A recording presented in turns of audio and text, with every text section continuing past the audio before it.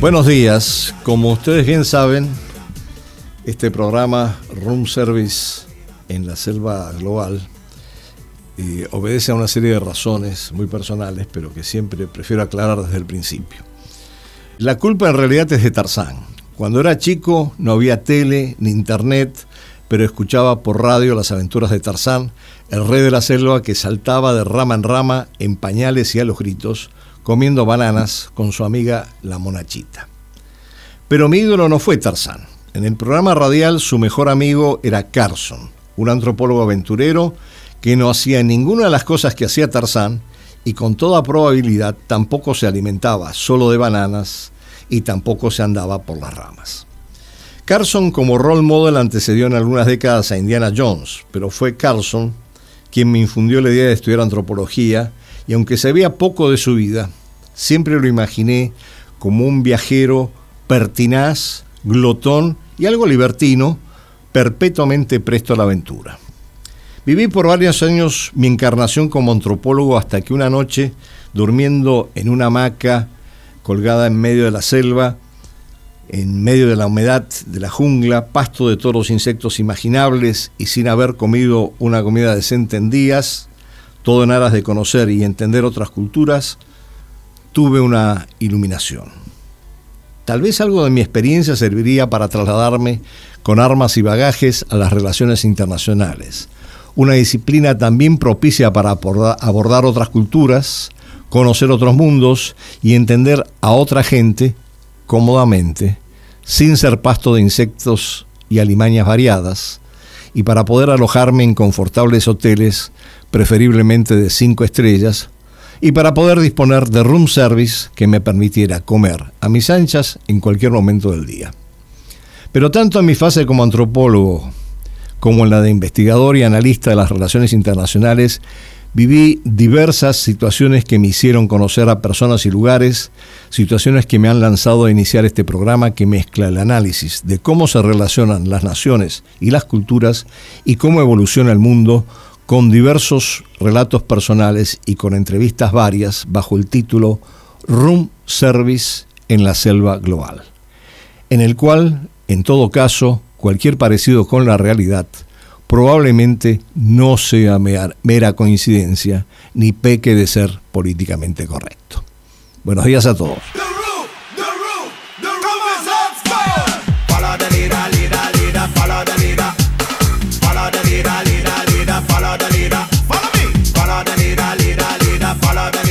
Buenas tardes a todos. Hoy la transmisión tiene algunas complejidades de este episodio porque no estoy en Buenos Aires. Como ustedes verán, estoy disfrutando de los días en la playa, en Panamá. Ahí al fondo se ve el mar Pacífico y las palmeras. Pero esto no me distrae de mis obligaciones de ninguna manera. Y hoy vamos a tener un programa, como siempre, con una introducción sobre la otra mirada, el diario del lunes, la segunda parte de la entrevista de la semana pasada y después un cuento al final. Y empiezo con la otra mirada, porque esta semana ha sido una semana de situaciones de escalada que pueden conducir a un agravamiento de los conflictos bélicos. El primero, quizás más relevante a tener en cuenta, es que mientras que el presidente Trump le había hecho una propuesta a Hamás para iniciar una negociación para un cese al fuego con Israel, los dirigentes de Hamás que tenían que tomar la decisión se tenían que reunir en Doha. Doha es un país mediador, perdón, Qatar es un país mediador, Doha es la capital de Qatar, se tenían que reunir en Doha y Israel, sin previo aviso, aparentemente bombardeó la casa en donde estaba la dirigencia de Hamás y mató parte de ella, no los principales dirigentes, pero una parte de ella. Entonces, esto ha generado una gran reacción en la comunidad internacional, desde luego, porque además hubo una invasión del espacio aéreo catarí sin previo aviso por parte de la aviación israelí. Y además ha habido una reacción muy fuerte, muy enfática, por parte de los países islámicos y los países árabes.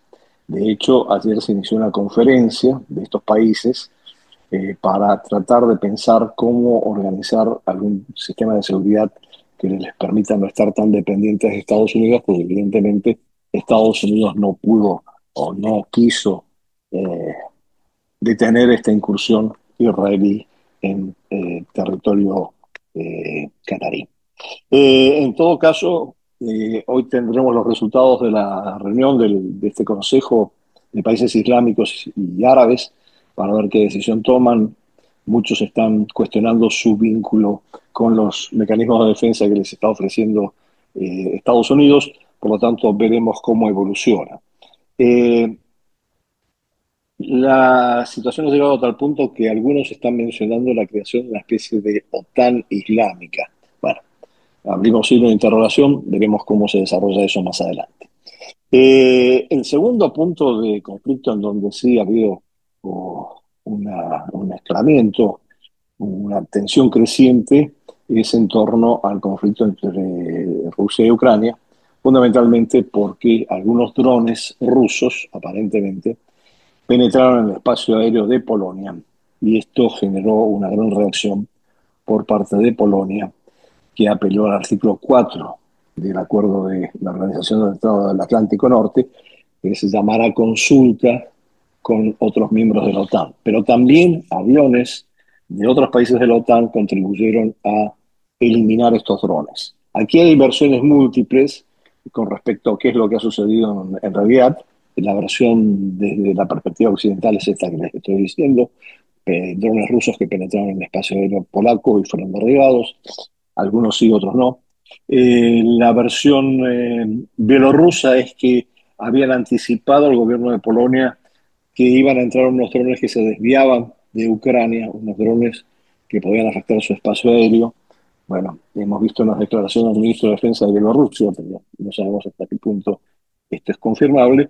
Y el Kremlin niega que ellos han enviado esos drones, mientras que Trump atribuye esto a un posible error técnico de que los drones hayan entrado en Polonia. En todo caso, lo que esto ha generado es una reacción contundente, yo diría, en términos de las posiciones en algunos países de la OTAN, y se ha planteado la creación de una especie de barrera defensiva frente a las fronteras de Bielorrusia y de Rusia, llamada Centinela Oriental por parte de la OTAN, en donde supuestamente van a desplegar tropas y van a prepararse para cualquier enfrentamiento que se pueda producir con Rusia. Esto es una escalada significativa, porque en este mismo momento además se han venido desarrollando ejercicios militares conjuntos del otro lado de la frontera entre Bielorrusia y Rusia, el llamado operativa Zapat. Zapat quiere decir Occidente, paradójicamente. Bueno, estas son dos situaciones bien conflictivas en pleno desarrollo que vamos a ver cómo van a continuar, particularmente porque la OTAN sí está eh, muy encaminada a buscar algún tipo de respuesta a estas situaciones en términos conjuntos, a pesar de que, como siempre, dentro de la Unión Europea y dentro de la OTAN también hay algunos disidentes, voces disidentes, como la de Orban. Eh, Hay una tercera situación de escalada en el área del Caribe por el despliegue de los navíos y de las tropas de Estados Unidos en esa área frente a las costas de Venezuela. Ya habíamos visto en semanas pasadas cómo aparentemente se había bombardeado una lancha pesquera que llevaba narcóticos.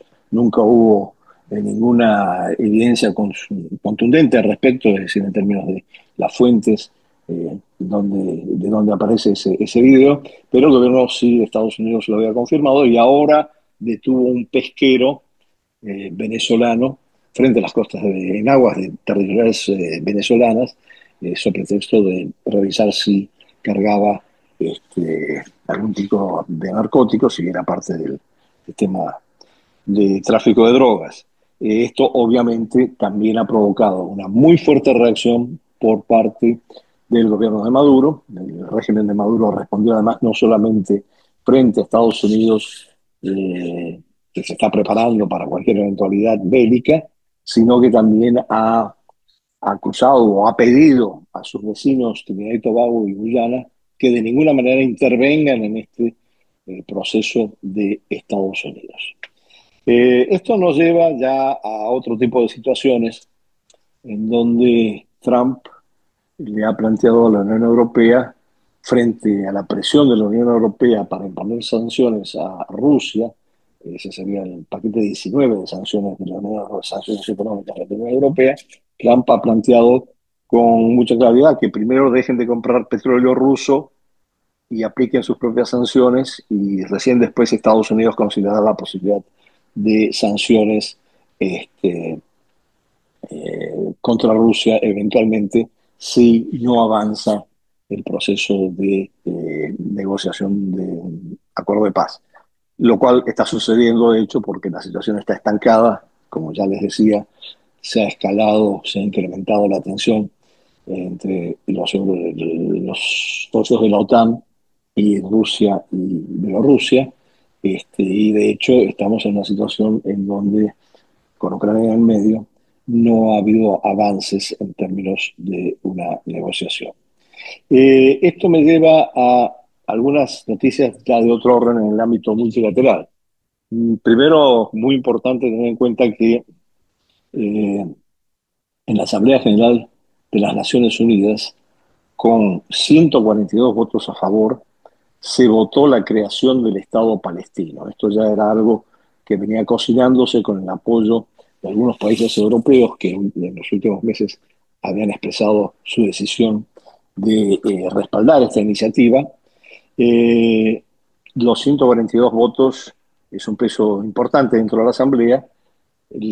Se hizo una declaración, se llama la Declaración de Nueva York, justamente apoyando la creación de un Estado palestino. Obviamente los votos en contra estuvieron representados por 10 países, uno de ellos Estados Unidos, el otro Israel, el tercero Argentina.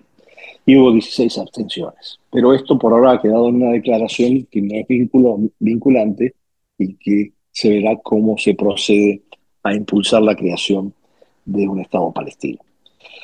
Y finalmente, creo que una noticia que ha pasado desapercibida en los medios en general, no le han prestado mucha atención, como es habitual con lo que sucede con los BRICS fuera de las grandes cumbres. Hubo una cumbre virtual de los BRICS organizada por el presidente Lula da Silva la semana pasada, a la que asistieron virtualmente Xi Jinping, Putin, mismo Lula, el presidente de Sudáfrica, Ramaphosa, el, el mandatario de Irán, Paneshkian, el mandatario de Indonesia, Subianto, y el ministro de Relaciones Exteriores de la India, Jaishankar, con la intención de discutir lo que se planteó últimamente en la Organización de Cooperación de Shanghái, por cierto, y que ya viene planteándose largamente, la necesidad de impulsar una agenda comercial, económica, financiera y de inversión que de alguna manera reorganice, reestructure la arquitectura de la gobernanza financiera global. Eh, en este sentido, hubo mucho énfasis en la necesidad de reestructurar el sistema comercial multilateral como está dado en la actualidad. Eh, es de señalar que hubo absoluto consenso. Yo no he visto el documento todavía, pero hubo un absoluto consenso en torno a esta posición que les estaba explicando por parte de los países participantes. Había otros países, aparte de los que mencioné, obviamente, que son miembros del círculo de amigos y de socios de los BRICS, y más que nada con la aspiración de estabilizar la economía internacional y favorecer de alguna manera un nuevo paradigma de gobernanza global que sea igualitario y que favorezca a todos por igual, y no solamente a algunos países en particular. Bueno, estas son un poco, muy rápidamente y tipo flash, las noticias más importantes de esta semana. algunas de ellas muy preocupantes. Veremos cómo avanzan, cómo evolucionan, particularmente en el caso de lo que sucedió en Qatar y la situación con Polonia y la OTAN a raíz del sobrevuelo de drones rusos en territorio aéreo, en el espacio aéreo polaco. Está todo por verse. Esta semana yo voy a estar visitando la playa, pero voy a estar dándole seguimiento a todas estas noticias para ver si en nuestro próximo episodio del lunes que viene podemos revisar cómo ha avanzado, progresado o retrocedido todo esto que está pasando y que es de gran preocupación para todos nosotros a nivel de lo que es la dinámica global.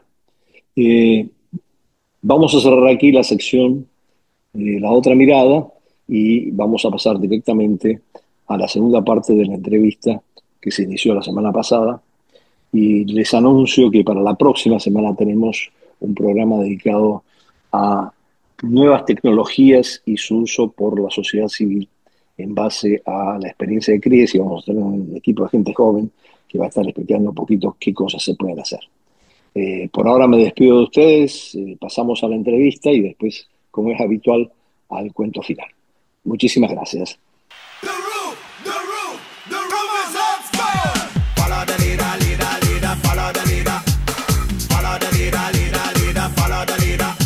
Entonces, continuemos con esta segunda parte, Andrés, dando la bienvenida en perspectiva global a Andrés Servín, un analista internacional, autor de varios libros sobre los temas tan importantes hoy que son sobre Eurasia.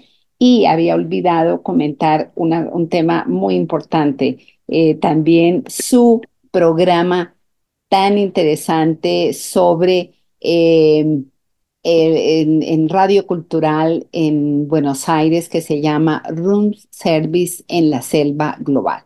Gracias, Andrés, y podemos continuar con estos temas que tú has comentado que son de vital importancia. Sí, bueno, muchas gracias. Nuevamente vamos a transmitir probablemente esta entrevista también en mi programa en Radio Cultura, si nos autorizan, porque la iniciativa es de ustedes. Pero volviendo a la temática que estábamos discutiendo, yo creo que hay que tener en cuenta, y es muy importante, que la muestra de poderío chino no se limitó a su capacidad de convocatoria política a través de la cumbre de la Organización de Cooperación de Shanghái, sino que involucró también, muy especialmente, la conmemoración de los 80 años de la victoria eh, de los aliados y de China en la Segunda Guerra Mundial, la victoria sobre los japoneses. No nos olvidemos que China venía desarrollando una guerra con Japón. Japón había ocupado partes de China y desde el año 31, todos recuerdan la famosa violación de Nanjing, una terrible masacre que cometieron los japoneses en la ciudad de Nanjing.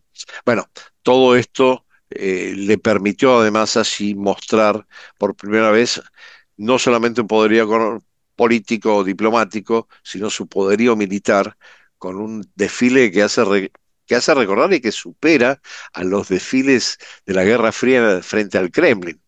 Eh, el 1 de Mayo, las distintas celebraciones socialistas de aquella época. Bueno, este fue un desfile muy impresionante, al punto que Trump quedó muy impresionado por las nuevas armas que estaban presentando, etcétera, etcétera. Pero yo creo que el mensaje principal es que, bueno, estamos en condiciones de desafiar cualquier tipo de poderío militar que nos traten de imponer. Y creo que es un mensaje muy claro para Estados Unidos.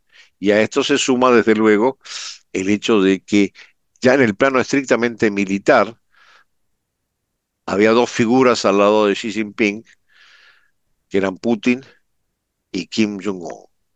Entonces, esto ya es otro tipo de alianza que sí manda un mensaje muy poderoso a Occidente.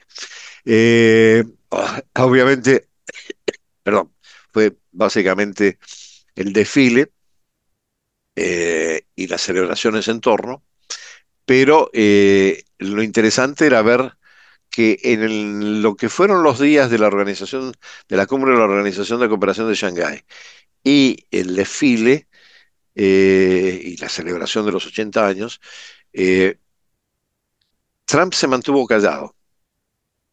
Trump, que habitualmente no pierde oportunidad de expresarse a través de su red social, Truth Social, eh, se quedó callado y lo único que hemos visto, y esto es importante para nosotros en la región, como una especie de movimiento más protagónico de Estados Unidos, fue el movimiento el movimiento de fuerzas anfibias en el Caribe en dirección a Venezuela y ese bombazo que le pegaron a un peñero. Un peñero en Venezuela es una barca de pesca y es evidente que esto es una barca de pesca sobre pretexto de que transportaba droga. Hasta ahí quedó. Bueno, después viene la visita de Marco Rubio Rubio. de Rubio a Ecuador, pero bueno, ya es otra cosa, ¿no? Pero digamos, ahora, después de esto viene la reacción de los europeos en esta reunión en París de la coalición de voluntarios. Y ahí es donde empezamos a ver que la coalición de voluntarios, como es habitual en la Unión Europea, encuentra dificultades, porque sí, Macron declara que sí van a mandar tropas para, como garantía de seguridad a Ucrania, una vez que empiecen las conversaciones sobre la paz, cosa que no han comenzado entre las dos partes todavía, y si eso es parte de las condiciones. Y en el mismo momento que Macron hace esa declaración, Alemania, el canciller Merz dice, bueno, no, nosotros tenemos que considerar esto con más cuidado, esto no es una cuestión de estar enviando tropas. Italia dice de frente, nosotros no vamos a enviar tropas a ningún lado. Y obviamente muchos de los dirigentes europeos, a pesar de este empuje por parte de Starmer y de Macron, en Gran Bretaña siempre tienen una posición rusófoba muy marcada, entonces independientemente de quién esté en el gobierno, si son comunistas o no comunistas, no importa, son rusos, es suficiente. Bueno, en todo caso, lo que marca también divisiones internas, sin mencionar que justamente en la organización, asistieron a la Organización de Cooperación de Shanghái, el presidente de Eslovaquia, que tuvo una larga reunión, por cierto, con Putin, y el presidente de Serbia, Vučić, que sí, también no son miembros de la Unión Europea, están marginados un poco de todo este proceso, pero sí declararon, como siempre, el vínculo ese inalienable que tiene Rusia y Serbia, que es muy importante dentro del marco europeo. Entonces, la idea de un movimiento unificado por parte de la Unión Europea, en términos de lo que puedan ser las garantías de seguridad en el caso de que se avance en la paz entre Ucrania y Rusia, es una idea todavía muy en veremos y en medio de una gran nebulosa, este, más allá de que el secretario general de la OTAN sí insiste de que hay que parar a Rusia porque Rusia es una amenaza para el resto de Europa. Esas son declaraciones después de la reunión. Zelensky, como siempre, bueno, mantuvo su posición, llamando además a que se apliquen sanciones económicas a Rusia. Este es un tema también delicado. Se han aplicado, este va a ser el 19º paquete de sanciones si lo aplica a la Unión Europea a Rusia. Los resultados han sido totalmente contradictorios en el sentido de que le han pegado a las economías europeas más que a la economía rusa. Entonces, estamos en un cuadro en donde yo creo que hay una gran confusión y una gran expectativa. A ver, la Unión Europea está como huérfana del liderazgo de Estados Unidos. Trata de hacer buenas migas con Trump, pero se da cuenta que Trump está tomando distancia, está asustada. Yo creo que algunos líderes están muy preocupados porque se van a quedar eh, sin esa cobertura de Estados Unidos que históricamente han tenido en todos los aspectos, incluyendo el militar. Y este es un momento de toma de decisiones que canalizan por el lado de lo que puedan hacer en el conflicto en Ucrania con Rusia, pero yo creo que deberían estar concentrados en cómo resolver la recesión económica que muchos de estos países viven, los problemas políticos internos. El mismo Macron en este momento tiene una crisis política con la dificultad de nombrar un primer ministro, o de asegurar un primer ministro en su puesto.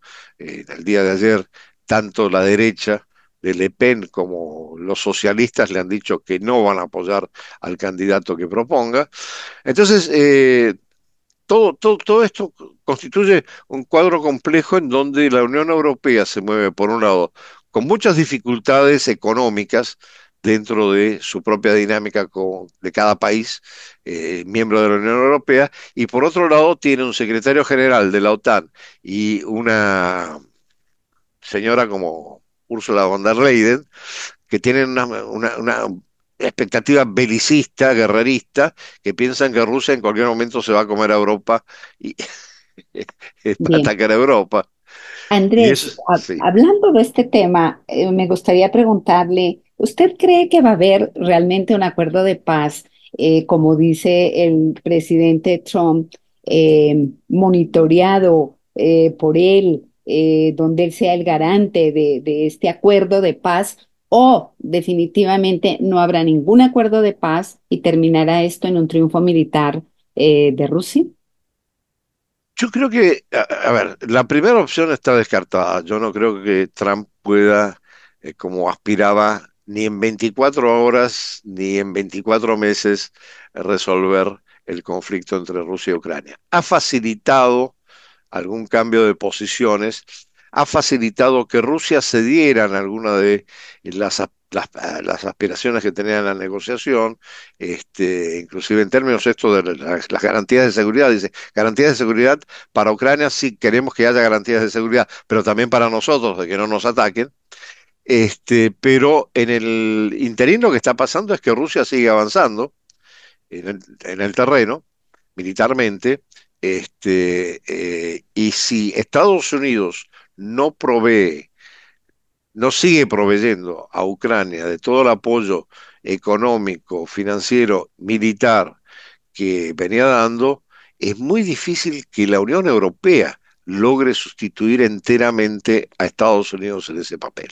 Y entonces eso necesariamente debilita tanto la posición ucraniana como también la posición europea en su capacidad de imponer algún tipo de condiciones, porque obviamente la sola mención de tropas europeas en territorio ucraniano o en la frontera con Ucrania para Rusia es que la OTAN sigue presente y está por entrar.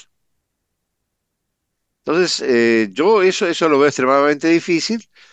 Putin en el discurso que hizo en Tianjin, no, en la conferencia de prensa en realidad, sí insistió que Rusia estaba dispuesta a sí buscar un acuerdo de paz, que lo invitaba a Zelensky a venir a Moscú para negociar.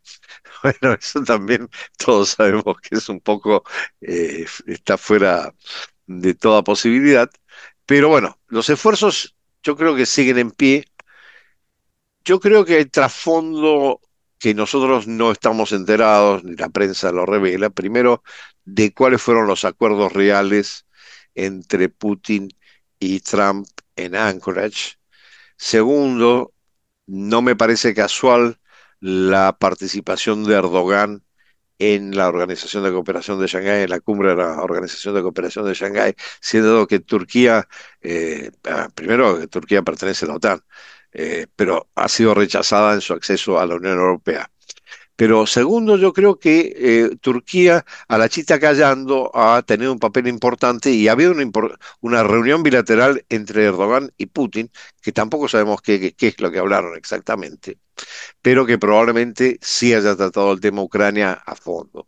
Entonces, hay movimientos de los que nosotros no sabemos, por lo menos yo no tengo información, que hacen pensar que sí hay un esfuerzo de los mejor dispuestos, no de la coalición de voluntarios, de los mejor dispuestos para que se llegue a alguna paz en Ucrania, con un elemento adicional, es decir, para Estados Unidos es sí fundamental llegar a por lo menos a estabilizar la situación en Ucrania, de tal manera que pueda dedicarse a su prioridad estratégica, que es la rivalidad con China. ¿Y usted cree que justamente no habíamos hablado de Erdogan en su también en la invitación y por derecho propio, pues estaba también en la Organización de Cooperación de Shanghái? Entonces, ¿usted creería que el mediador para que venga posiblemente un acuerdo de paz entre Rusia y Ucrania va a ser Turquía?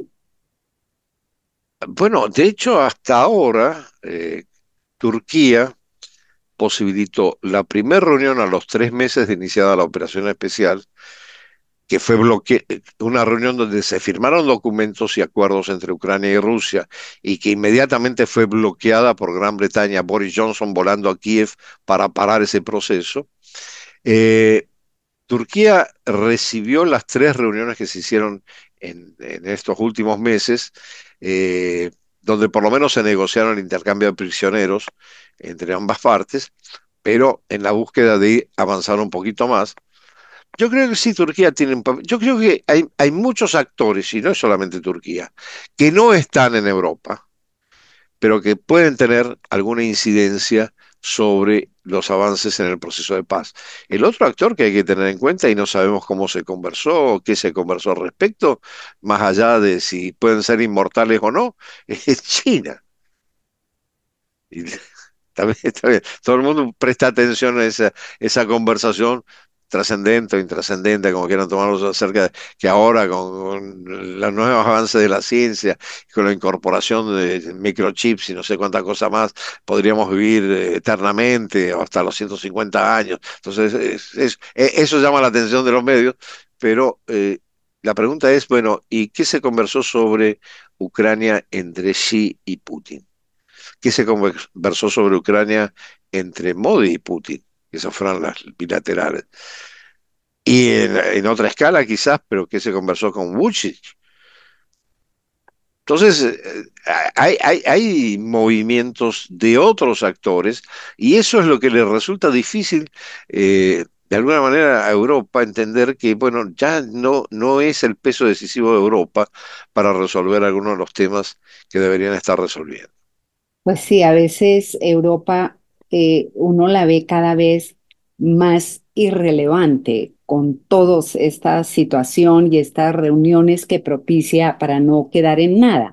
Pero quisiera hacerle una pregunta a Andrés, y es, hablando de todas estas incidencias que usted acaba de enumerar, ¿usted no cree que hay un punto de reflexión para Estados Unidos sobre todo este tema? Uno, sobre precisamente la guerra Rusia-Ucrania, donde Trump debe estar pensando que él solo no puede solucionarlo, como usted dijo, ni en 24 horas, ni en ya un año que él va a cumplir en la Casa Blanca para ser el moderador, el artífice de la terminación de la guerra Rusia-Ucrania. Va a necesitar ayuda y como usted dice, ahí está Turquía y está China, en fin. Por una parte. Y el otro punto de inflexión que después de ver este desfile espectacular militar de China, por un lado, y por otra parte, el éxito que tuvo la reunión de la Organización de Cooperación de Shanghái, van a reflexionar, le están diciendo a Trump, es una locura que ponga a Brasil, que pertenece a los BRICS, el 50% de aranceles y el 50% de arancel a la India por comprar por comprar petróleo y gas a Rusia, y también el tema de Brasil, que es una cosa, un tema donde Estados Unidos se mete en los temas internos de Brasil, porque ese arancel, como todos sabemos, es por El juicio a por, Bolsonaro. por Bolsonaro, el tema Sí, de claro, de la claro. justicia. Sí. Entonces, ¿usted cree que va a haber esta reflexión o todo esto que acabamos de hablar será un punto de inflexión en Estados Unidos? ¿O usted cómo ve de acuerdo a las nuevas, gabinete y asesores que tiene el presidente Trump? Bueno, yo creo que el presidente Trump tiene varios problemas serios.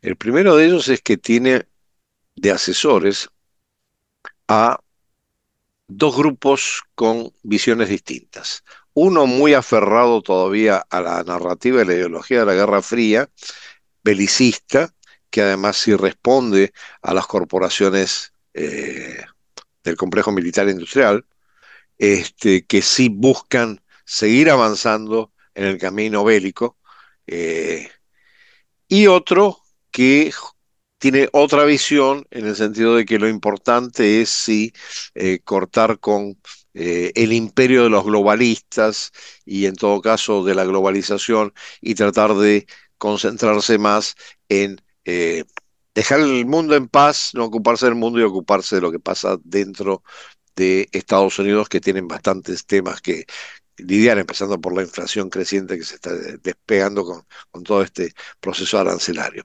Entonces, el problema, yo estaba escuchando a un analista, no sé hasta qué punto esto es cierto, un analista norteamericano que decía que en realidad el problema es que estos dos grupos están en pugna permanentemente, prevalece uno, prevalece el otro, y eso hace cambiar las posiciones de Trump, inclusive en el tema de Ucrania, para un lado o para el otro, porque además ellos empujan eh, iniciativas que solo a posteriori Trump explica en sus mensajes en la red Truth Social o cualquiera de las redes que él maneja, y que de alguna manera él es empujado por estos dos grupos a moverse de un lado hacia otro.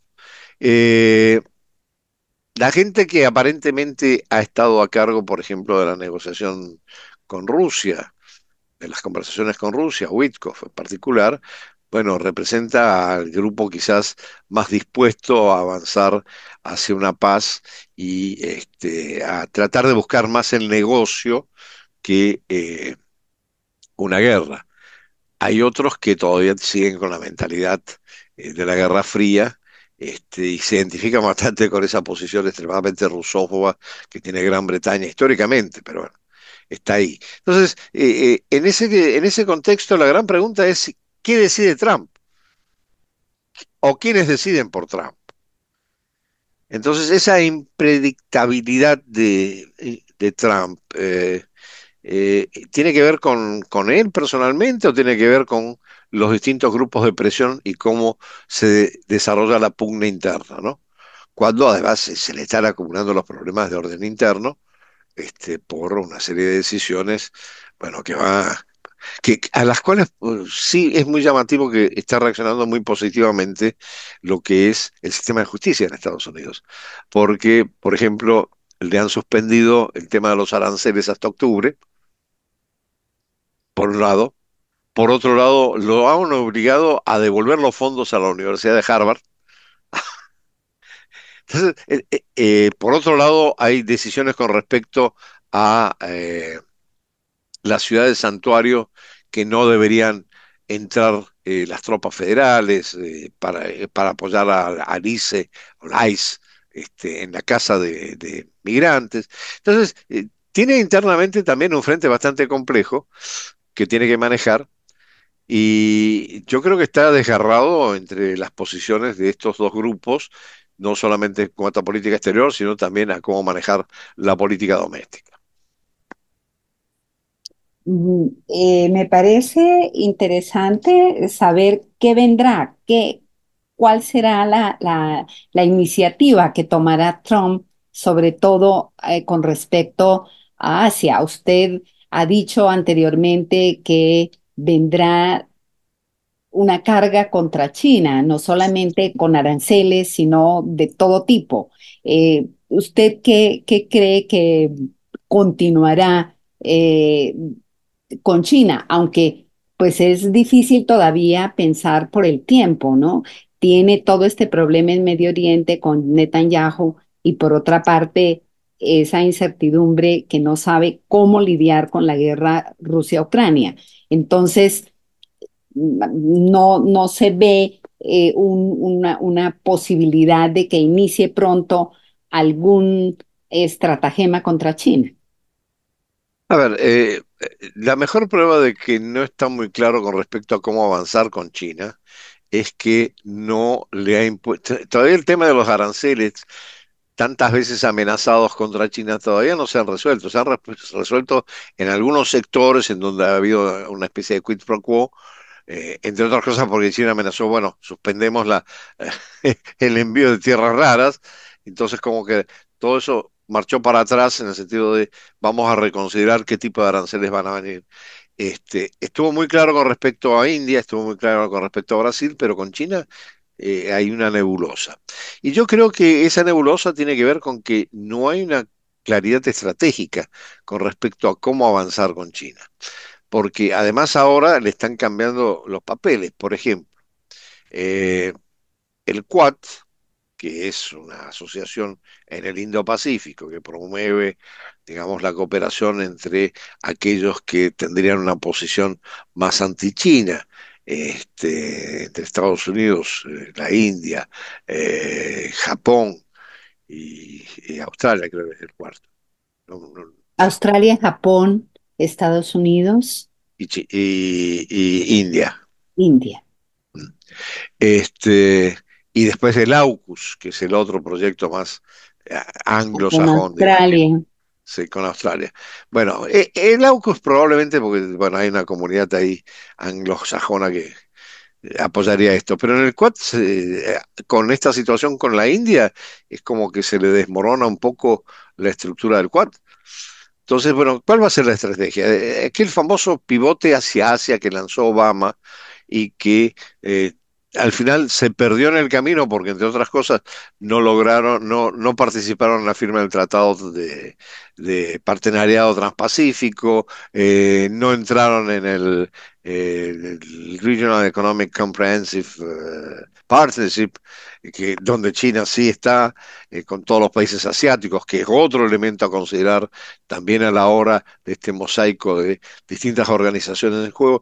Entonces, la gran pregunta es, bueno, ¿cómo se está planteando Estados Unidos defender su primacía en el mundo, si es que quiere defender su primacía en el mundo, en un enfrentamiento o una rivalidad, una competencia con China?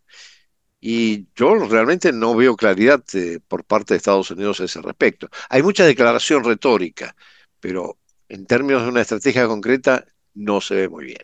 Efectivamente, todo indica que Estados Unidos ya no es que no quiera, es que no puede, porque económicamente absolutamente muy difícil, porque el mismo movimiento MAGA le ha pedido, y fue uno de los temas de campaña, no continuar en gastos, en guerras que no son necesarias Claro, para Estados Unidos, claro. ¿no? Entonces, esa es otro tema recurrente que está sucediendo en Estados Unidos. Digamos que quizá para finalizar, Andrés, tú nos puedes eh, hacer un final de este tema, y es que la Organización de Cooperación de Shanghái finalmente sí es un avance para el nuevo orden internacional que lo necesitamos. Es muy importante, y que posiblemente hoy Estados Unidos hace esta reflexión que no es factible, no puede ya no solamente con el Atlántico, y menos con el Asia-Pacífico, y menos con Eurasia. Ya absolutamente muy difícil eh, que Estados Unidos siga siendo el país hegemónico en el planeta. Así muchos no lo deseen y quieren que Estados Unidos continúe, pero muchísimos analistas hoy dicen que sencillamente Estados Unidos ya no está en condiciones de permitirse continuar siendo el hegemón en el mundo. A ver, yo creo que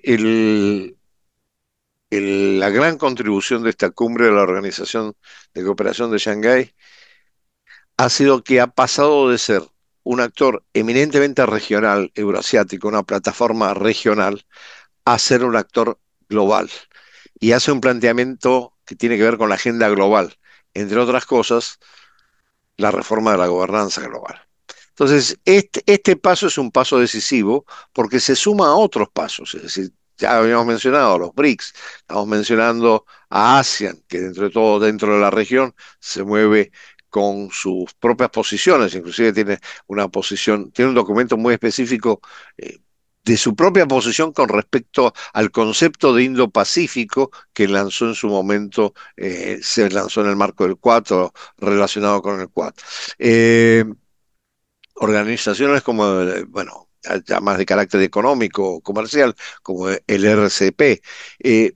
Bueno, todo esto configura una panoplia de organismos que dicen, bueno, sí, Estados Unidos, bueno, que hagan lo que quieran, nosotros seguimos con lo nuestro, y lo nuestro no solamente tiene que ver con lo que está pasando en la región y tratar de mantener una estabilidad y evitar que haya conflicto y tratar de incrementar el comercio y las inversiones y el intercambio de tecnología entre nosotros, sino que también tiene que ver con la necesidad de que haya algunos cambios en el sistema internacional que no nos coloquen en la posición desfavorable que nos ha colocado históricamente Occidente. Y este es un poco el resumen. Bueno, pues Andrés Servín, analista internacional, también colega en la Radio Cultural en Buenos Aires, con su programa famoso en la Selva Global, Room Service en la Selva Global, que lo pueden escuchar o ver en YouTube. Le doy las gracias por su análisis, por su tiempo, y acá nos volveremos a encontrar para seguir hablando del siglo asiático al que se refería el presidente Modi. Mil gracias, Andrés. Muchísimas gracias, Doris. Y bueno, de hecho vamos a compartir este programa en los dos medios.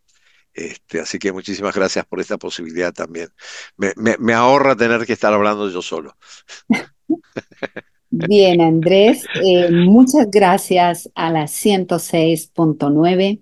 Gracias a nuestra audiencia. Les deseo un feliz fin de semana y síganos también en redes.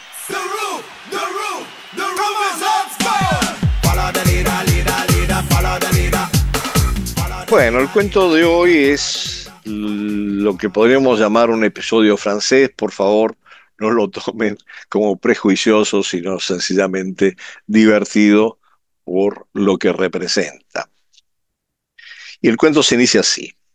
Un cliché habitual es denostar a los franceses por su peculiar relación con el aseo personal. Mi abuela Margot se sorprendía del tiempo que podía pasar en la bañera y de mi necesidad como mínimo de una ducha diaria. Mis amigos franceses de la casa de la playa nos dejaron al regresar a París una gran cantidad de ropa. Más allá de que ninguna era del tamaño apropiado para mí, mi esposa Mireya esperaba utilizarla. Era ropa de buena calidad, pero nunca se la puso porque no logró quitarle los olores con los que estaba impregnada.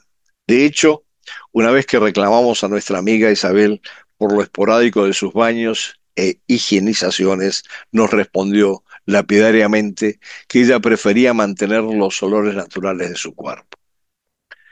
Un gran amigo mío parisino, varón de rancia estirpe y bon vivant empedernido, para más datos, se mudó a Aix-en-Provence, cerca de un pequeño pueblo llamado Coucourron.